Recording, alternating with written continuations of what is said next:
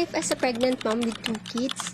Tuwing umaga nga ako nga yung nauunang magising para magkasikaso ng estudyante ko. Naghihilamos nga muna ako para magising nga yung diwa ko. Pagkatapos nga magluluto na ako ng almusal namin. Konti nga lang niluto ko kasi hindi nga sila masyadong kumakain tuwing umaga. Hotdog nga at itlog yung niluto ko para pang almusal nila. Pagtapos ko nga magluto ay ginising ko na nga yung anak ko.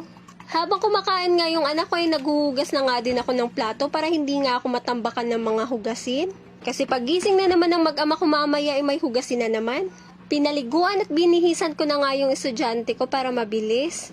Opo, ako nga po nagpapaligo sa kanya tuwing umaga kasi sobrang tagal niya talagang maligo. Tulala pa nga yan pag naliligo siya mag-isa.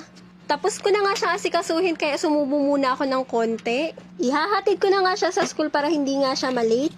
Madami nga akong gagawin ngayong umaga habang tulog pa nga yung mag-ama ko. Pagtapos ko nga ihatid sa school yung anak ko, dumiretso na nga ako sa palengke. Umili na nga din ako ng buko para iwas nga sa UTI. Pagka-uwi ko nga hinugasan ko na nga yung mga pinamalengke ko kanina. Ito nga lang yung pinamalengke ko kasi hindi nga kami masyado nagluluto. Paminsan ay bumibili lang kami sa labas. Agenda ko nga ngayong araw ay maglilinis nga ako ng ref. Madami na nga pagkain dito ng mga pinagkagatan ng mga anak ko. Lalagay nga nila ulit sa ref pero hindi naman kinakain ulit. Ako na nga kumakain ng mga tira nila kaso hindi ko na nga kaya. Nalabas ko na nga yung mga pagkain at lilinisin ko na nga ito. Huwag kayong mag-alala, itong ginamit na sponge ko ay hindi ko na nga gagamitin sa paghugas ng plato ulit. Nung nalabas ko na nga yung mga pagkain, parang tinatamad na nga akong ibalik ito. Parang gusto ko na lang humiga at matulog nga ulit. Inumpisaan ko na nga to kaya tatapusin ko na nga. Nilinis ko na nga to, baka pagpanganak ko hindi ko pa to malinis-linis. Dami ngang nagtatanong kung hindi ba daw mahirap magtatatlo na yung anak ko.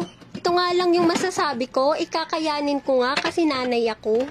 Kailangan lang talaga strong yung mental at physical health mo. At may asawa kang supportive. Lahat naman talaga ay mahirap pero kinakaya.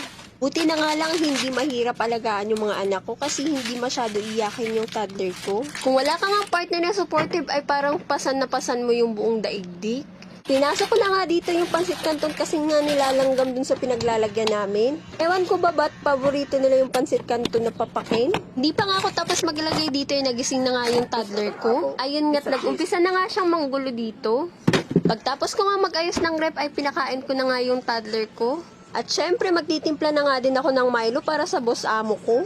Pagtapos nga ng mga gawain ko ay manunood na nga ako ng K-drama habang kumakain ng lansones. Tapos pinalitan ko na nga din ng diaper yung anak ko.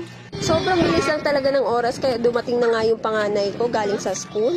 May sinaing na nga kami tapos may ulam na nga kami mag-asawa. Tapos inutusan ko nga siya magluto nga ng ulam ng mga anak namin. Ayun nga tinamad magluto kaya sabi niya kumain na lang daw sa labas. Basta mga asawa nga natin pag-uutusan. Pag uwi nga nito ay tulog na yung toddler ko.